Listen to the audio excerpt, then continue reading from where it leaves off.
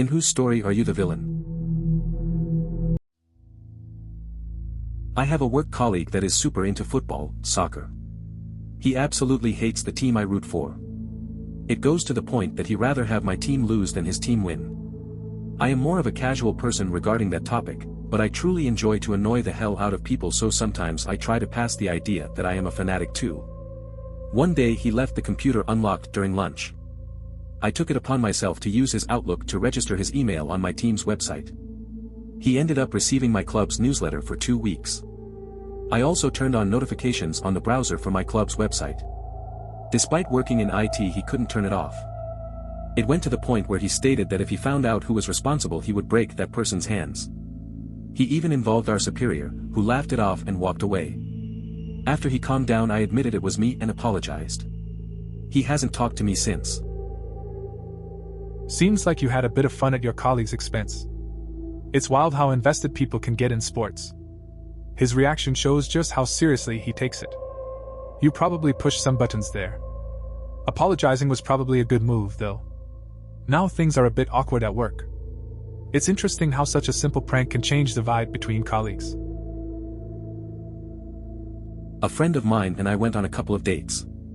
I wasn't feeling it, so I called it off, but he had fallen hard.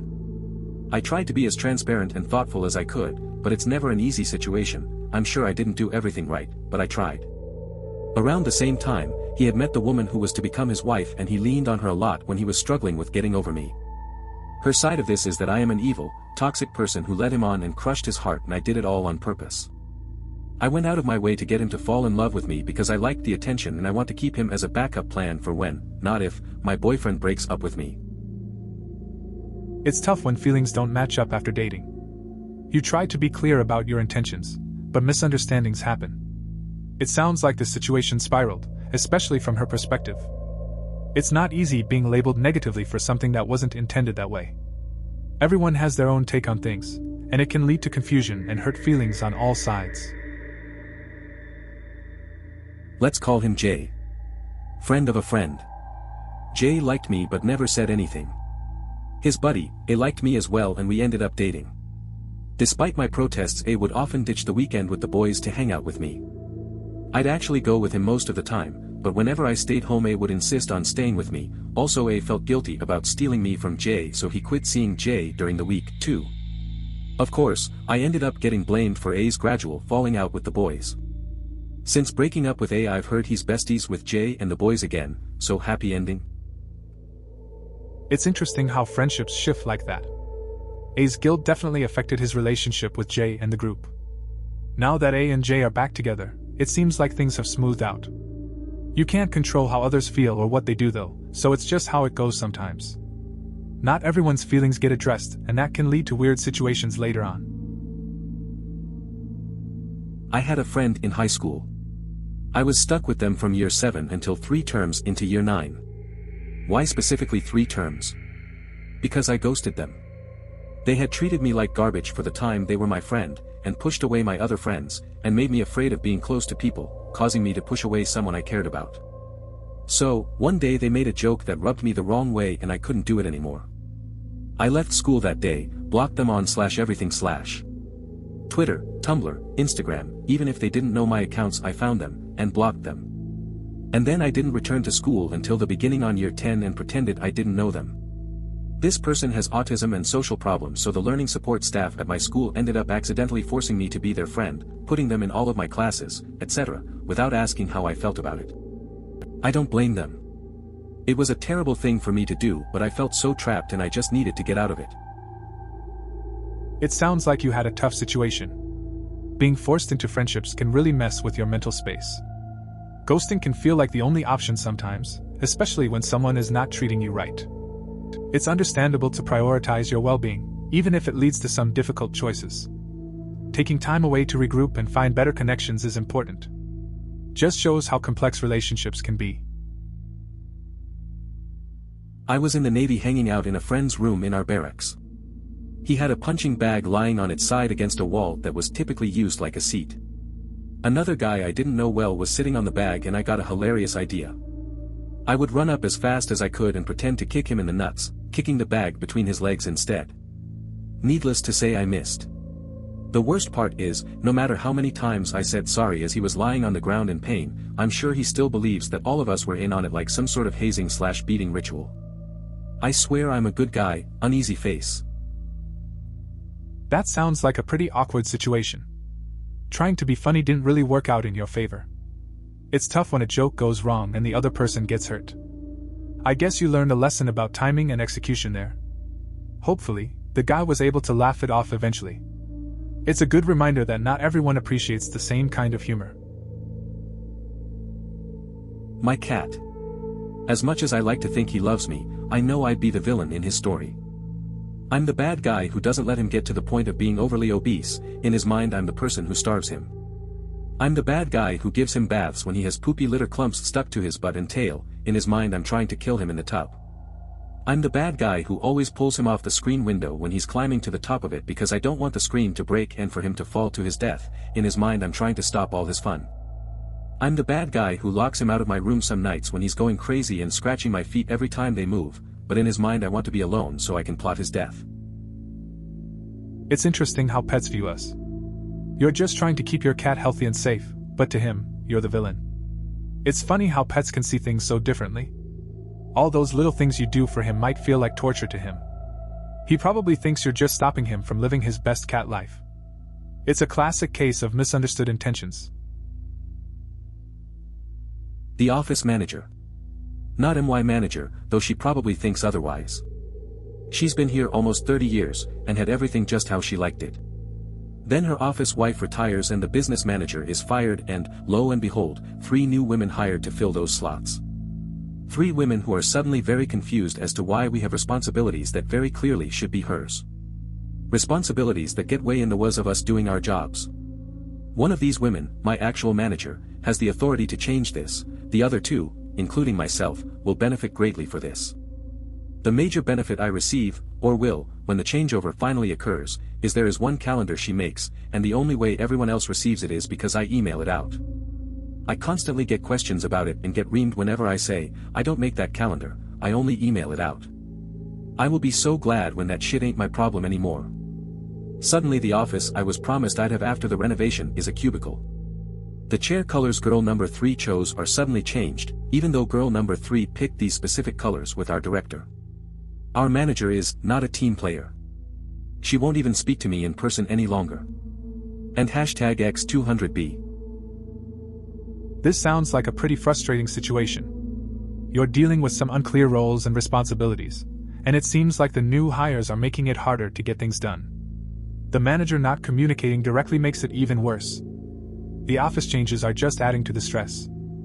Hopefully, the changes you're waiting for will come through soon, and it'll make your work life a bit easier. Not much of a story, but I'm the bad guy in my ex-roommate's story, and he's the bad one in mine. We used to be friends back in uni until he dropped out. I needed a new roommate and he was still in town with a job and all, so why not? This is relevant because in hindsight I should have roomed with someone who was in uni as well. I guess in the end we just were looking for different things when we were looking for a roommate, since he seemed interested of making a home out of our apartment and I just needed somewhere to live in until I got my degree. Long story short, we found ways to get under each other's nerves. He didn't like how I would let dishes pile up. I wouldn't like how he would dirty the bathroom up when he was done getting ready for the morning. He would leave traces of his makeup and hair all over the sink. Truth is that we were incompatible as roommates, and, just as I have my reasons for hating him, I am sure he has reasons to hate me back. Sounds like a pretty common roommate situation. People have different expectations when living together. It's easy to get on each other's nerves over small stuff like chores and cleanliness. Both of you probably needed different things from that living arrangement. At the end of the day, these things happen, and it's not unusual for friends to clash in close quarters. Just part of life, I guess. I'm a villain in many stories, I'm sure, but I'll mention 3. I refuse to accept a whiny fake apology from a manipulative, emotionally unstable nutcase after she flounced out of my life. I refuse to support a former, male, friend in his 5th marriage because of his history of chronic cheating. Lo and behold, said marriage is now falling apart because, again, he can't keep it in his pants. I refuse to contact my abusive father for the past 13 years and banned him from coming to my apartment. To him, my mother and I are public enemy number 1. Me, because I refuse to allow him back into my life, my mother because she left him and doesn't force me to contact him again. Sounds like you've been through a lot. Setting boundaries with people who have caused you pain is important. It's clear you don't tolerate manipulation and dishonesty. Protecting yourself from toxic relationships shows strength. It's a tough stance, but it seems necessary for your well-being. Not everyone will understand your choices, but at the end of the day, you have to do what's right for you. I sometimes wonder if my best friend from high school thinks this.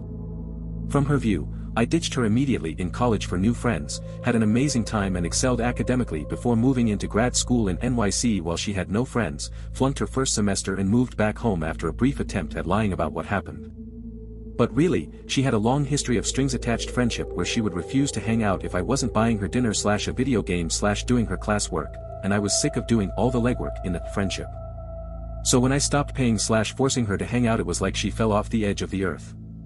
I met my current best friend during a wellness check I was doing for her mom, because she was ignoring her as well.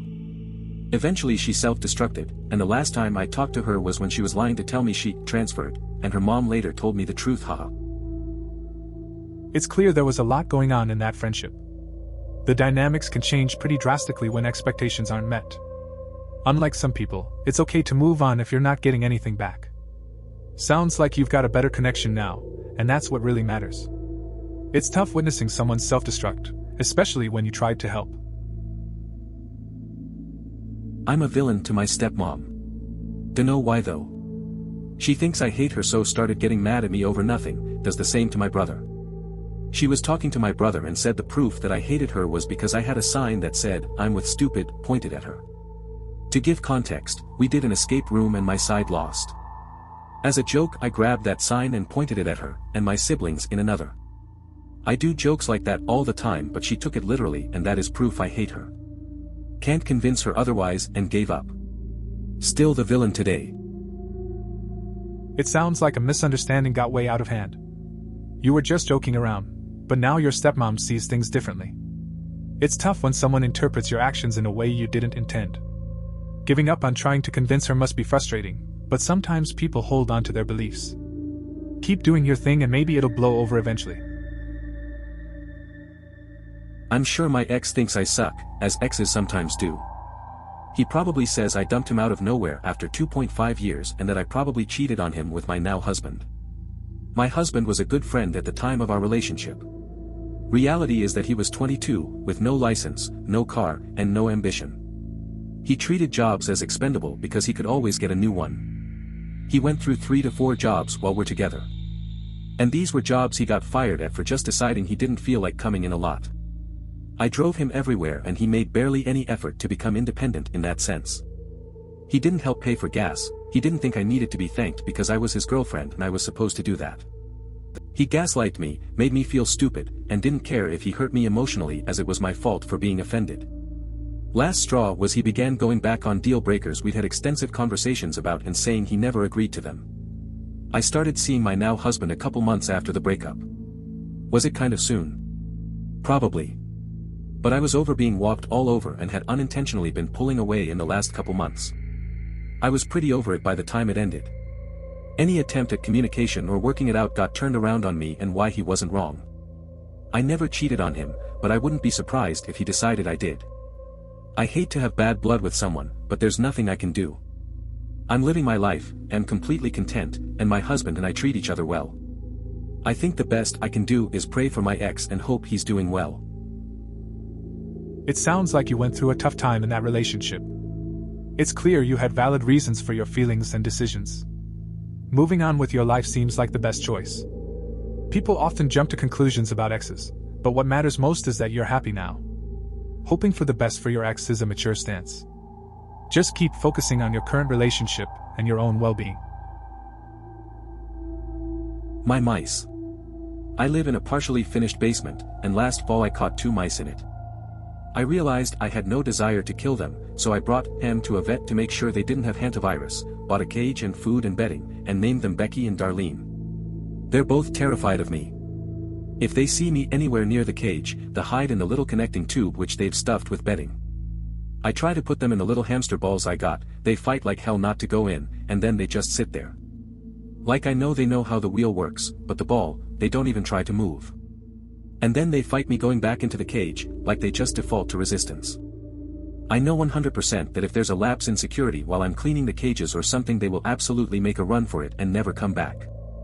Here I am going out of my way to preserve these two tiny lives that almost anybody else would just have removed and disposed of, but to them I'm just some evil giant who trapped them in a cage. I'm hoping to find some place nice to release them in the spring. Sounds like a complicated relationship with those mice. You want to help them, but they don't see it that way. It's interesting how they just want to avoid you and hide. The hamster balls not working is a bit funny though. They probably think you're the bad guy while you're just trying to keep them safe. Releasing them in spring seems like a good plan. Girl who gave me head as a freshman in high school. I told some close friends cause she was super hot and basically the first girl I'd ever done anything with. One of the friends I told had beef with her and told everyone what I had told her. Like posted it on social media and publicly shamed her for it. I'm a freshman in college RN, still one of the only things I'm deeply ashamed of. I've tried to apologize a couple of times over the years but she, understandably, wouldn't give me the time of day. It's one of the only times I feel like I genuinely wronged someone, where they're 100% in the right and I am 100% wrong. I'm sure she got over it quickly, more like hope she did, but I think I'm never going to get over it. It's tough to carry that kind of guilt. It sounds really messed up how your friend handled it. You were just a kid and maybe didn't see the bigger picture at the time. It's hard to face the consequences of someone else's actions too. Hopefully, with time, you can find some peace with it, but owning up to it is a step. Not easy, but it's good you recognize it. When my dad died, his sister and my aunt wanted to take the body to her church to do a service there. I was kind of in charge of getting his affairs in order, and because he didn't have a will, the authority fell to me to make all final decisions. I told her that she was free to have a service at her church, but I declined to let her have the body transported there. I don't even know why I did it. At the time I felt super strongly about it, but I think about that frequently and wonder why. I told her it was because I didn't want his spirit to get lost and that I wanted the body to go from the funeral home to our church to the grave. I don't even believe in that stuff. Grief is weird. Grief can really mess with your head. Makes you think differently about a lot of things. You had a responsibility, and it sounds like you felt a strong urge to keep things in line with your beliefs, even if you don't actually hold them. It's normal to question choices made during tough times. It's all part of processing that kind of loss, I guess. Just take your time with those thoughts. I had a really best friend/abusive relationship a couple of years ago. This person was a really nice friend, we had really funny moments together and learned a lot about each other and about life in general. Sounds like an amazing friendship, and it was, if it wasn't for his dramatic behavior about everything. He got really mad at me when I forgot about his birthday. He only told me once and I have a crappy memory for dates, so he wouldn't talk to me for days even if I apologized and apologized. He then got mad at me because we were playing a game and he got killed because I didn't help him at a certain part. We had so many scenes that we looked like a really problematic couple, and we were just friends, so imagine. The fire day, that's how I like to call it, was when I told him that I met a guy that I really like and how happy he made me feel. That was the cataclysm for us. He started telling me how much he loved me and how he didn't understand how I could be interested in a person that I just met a couple of months before. He sent me romantic songs and stuff like that for me to forget that other guy, which I obviously didn't, so I decided that had to stop talking for our own good. And #X200B, he then said that I was a whore and that one day I'll realize how wrong I was. Still waiting for that day. But for now I'm only the villain in his story. Sounds like a tough situation. Friendships can really turn complicated, especially when emotions get involved. It's interesting how one moment can change everything. You're looking out for yourself by stepping away, which is important. People can interpret things in their own way, but that's on them. It might take time for things to settle, but it seems like you've made the right choice for your peace.